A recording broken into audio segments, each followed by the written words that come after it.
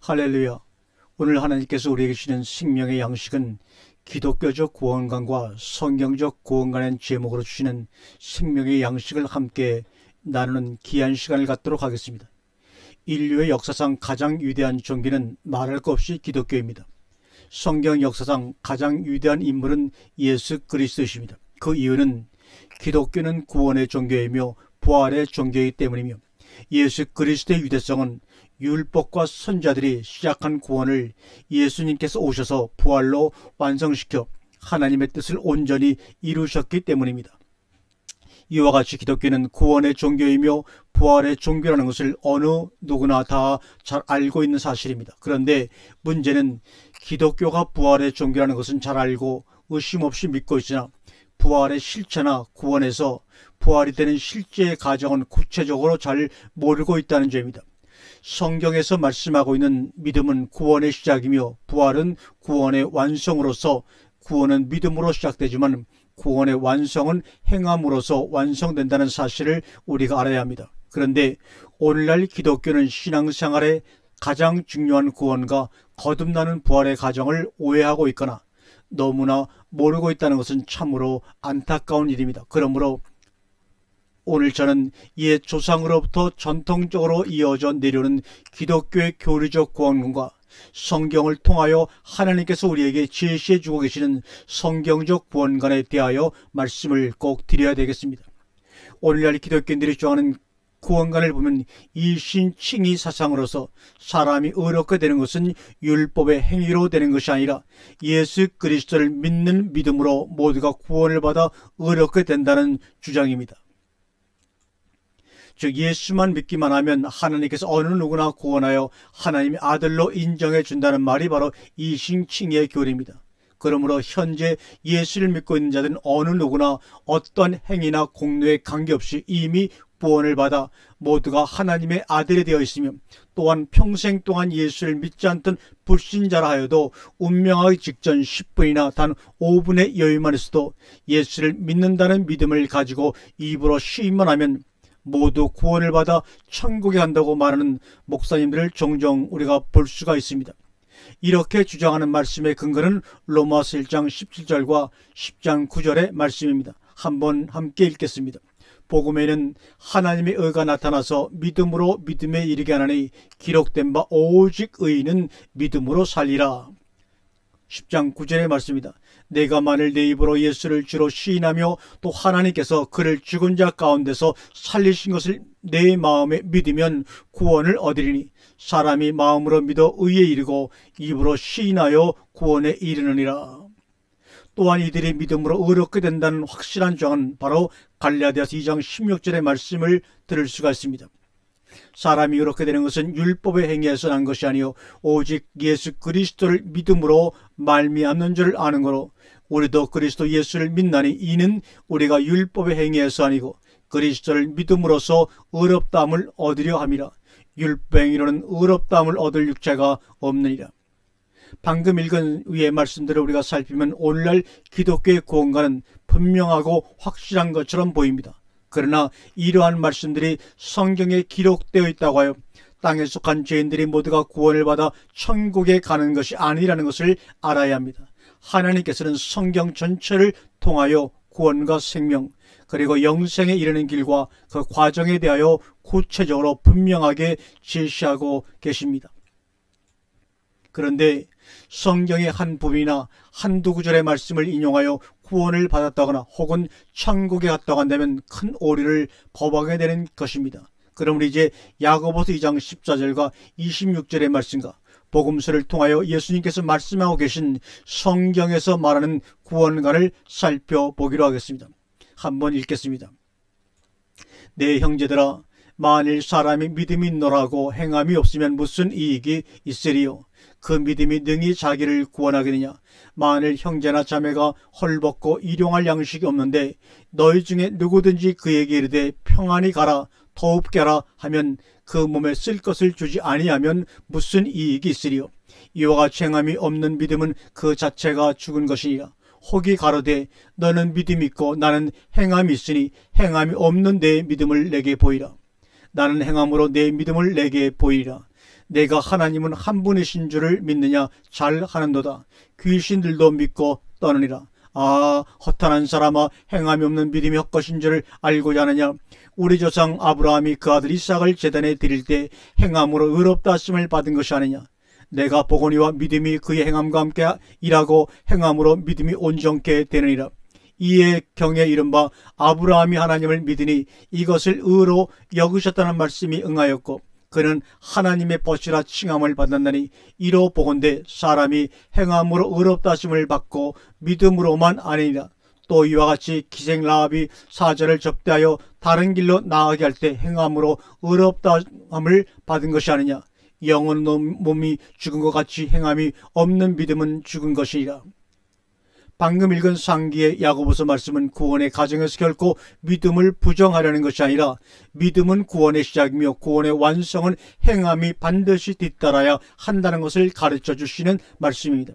즉, 건축자가 아름다운 집을 지을 목적으로 집을 짓겠다는 믿음을 가지고 열심히 집을 지으면 언젠가는 반드시 집이 완성된다는 말입니다. 그런데 만일 집을 건축해야 할 사람이 실제로 집을 짓지 않으면서 오직 믿음만을 가지고 기도하고 있다면 집이 건축될 수 없는 것은 물론이와 그런 사람은 정상적인 사람이라고 할 수가 없습니다.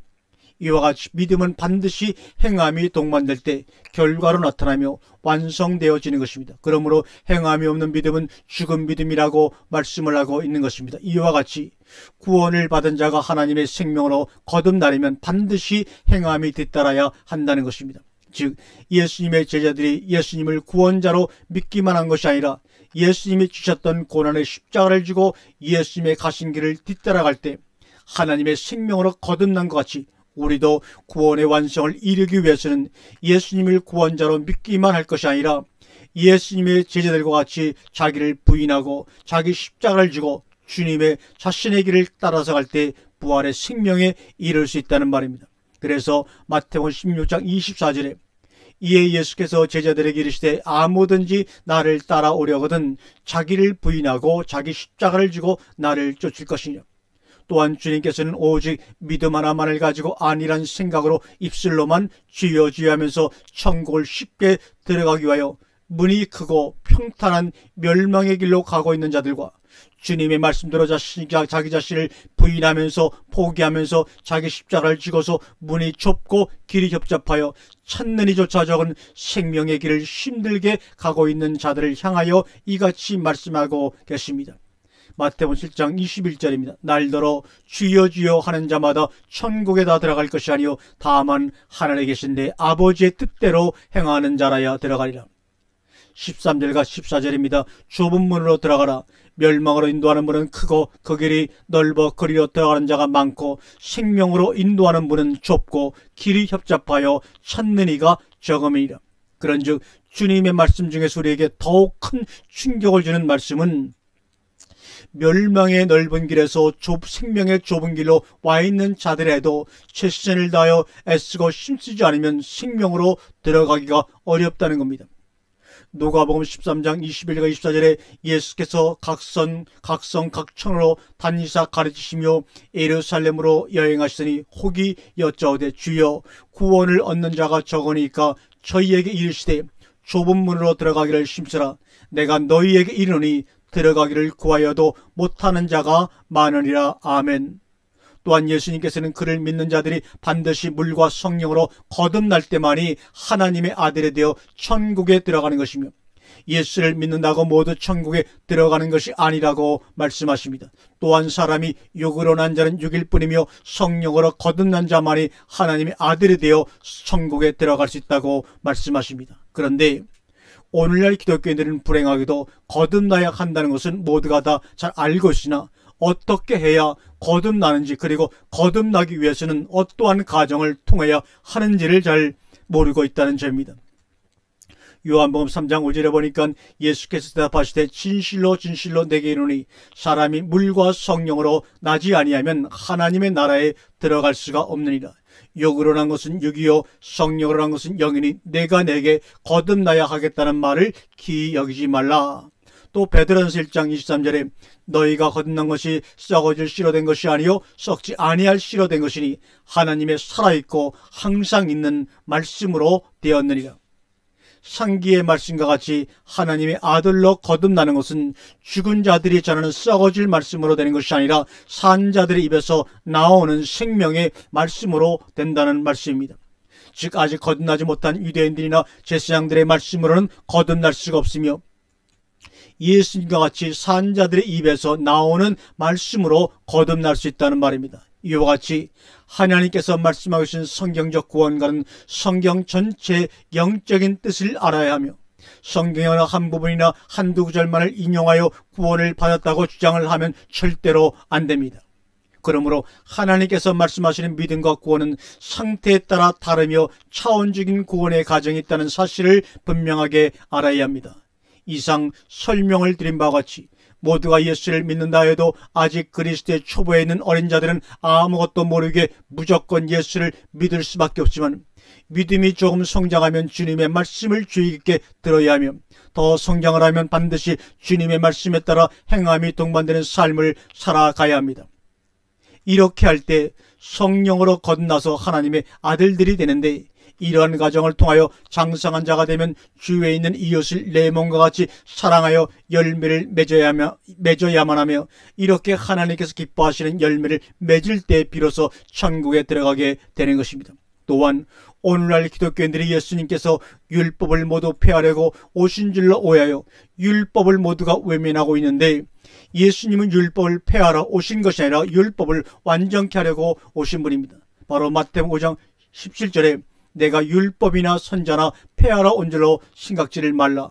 폐하러 온 것이 아니요 완전케 하려 함이로다. 이 말씀은 예수님께서 율법에 매여 종노릇하고 있는 자들을 자유케 하려고 오신 분이라는 말인데 이 말을 좀 더 구체적으로 설명을 한다면 율법의 상태에서 율법에 종노릇하고 있는 아직 미완성된 종들을 하나님의 말씀으로 완성시켜 하나님의 아들을 만들기 위하여 오셨다는 말씀입니다. 그러므로 율법과 선자는 요한의 상태까지만 인도하는 것이며 요한 이외에는 오직 예수님께서만 하나님의 아들로 완성시킬 수 있다는 말입니다.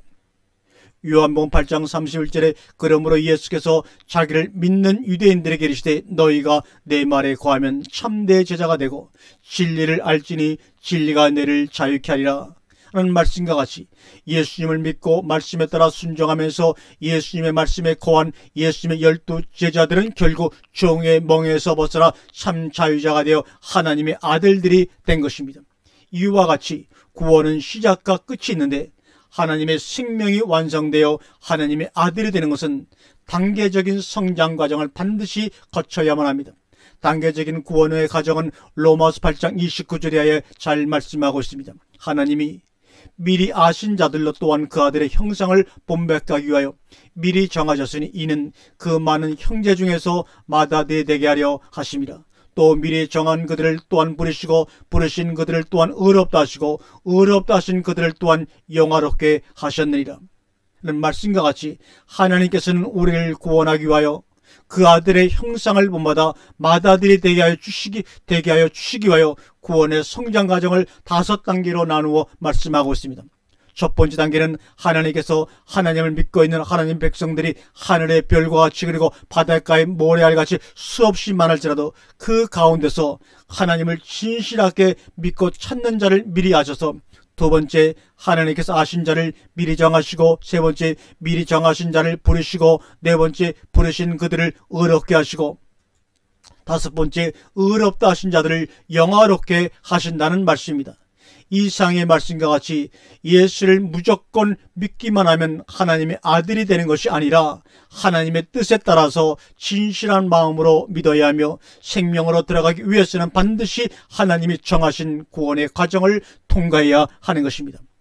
구원의 과정은 구약 성경에서 자세하게 보여주듯 구원의 시작은 어느 누구나 처음에 갈대아 우르에서 출발이 되는데 아브라함과 같이 자기가 살고 있는 본토 친척 아베 집을 떠나 애굽 땅으로 가서 바로 왕에게 종노릇하면서 온갖 고통 가운데 하나님을 믿으며 신앙생활을 하다가 때가 이르면 하나님의 종 모세를 따라 홍해를 건너 광야로 나아가야 합니다. 또한 광야로 나간 자들은 모세를 통한 광야의 율법적인 훈련 속에서 시험과 연단의 과정이 모두 끝나면 요한의 외침을 듣고 요단강으로 나가서 세례를 받게 됩니다. 이렇게 요한의 세례를 받은 자들은 요단강을 건너 가나안 땅에 들어가서 예수님을 맞이하게 되는데, 이때 비로소 예수님께서 주시는 생명의 떡, 생명의 말씀을 먹고 거듭나서 하나님의 아들들이 되는 것입니다. 이러한 구원의 과정을 통하여 생명의 길을 찾아가는 진실한 하나님의 백성들은 예나 지금이나 변함없이 이 길을 가고 있습니다. 이렇게 성경적인 구원관과 기독교가 정하는 교리적 구원과는 많은 차이가 있다는 것을 알 수가 있습니다. 오늘날 기독교인들에게 가장 심각한 현실 문제는 성경이 제시하는 이러한 구원의 구체적인 과정을 잘 모르고 있다는 것이며, 설령 안다 해도 지식적으로나 역사적 사건으로 생각을 하면서 출애굽을 하려는 생각조차도 하지 않고 있다는 사실입니다. 그 이유는 모두가 이스라엘 민족들과 같이 애굽에서 세상에서 신앙생활을 하면서도 애굽을 가나안 땅으로 착각하며 신앙생활을 하고 있기 때문입니다. 그러므로 진정한 기독교인이라면 지금 신앙생활을 하고 있는 것이 가나안 땅이다, 혹은 나는 하나님의 아들이다 하고 주장하면서 무조건 믿고만 있을 것이 아니라 성경을 통한 하나님의 진정한 뜻과 구원의 실제 과정에 대하여 모두가 관심을 기울여 올바른 구원의 길을 찾아가야 하며, 이 세상 사는 동안에 올바른 신앙생활을 하여 반드시 구원의 완성으로 들어가야 합니다. 지금까지 말씀드린 바와 같이 하나님께서 제시하고 있는 성경적 구원의 과정을 통하여 하나님의 아들로 거듭날 때 예수님 같은 빛과 소금이 되어 이 어두운 세상을 밝게 비추게 될 것입니다. 이 방송을 접하는 모든 이들에게 하나님의 극진하신 사랑과 그 크신 은혜로 말미암아 하나님의 뜻이 하늘에서 이루어진 것 같이 모두에게 이루어지기를 하나님께 간절히 기원하는 바입니다. 아멘.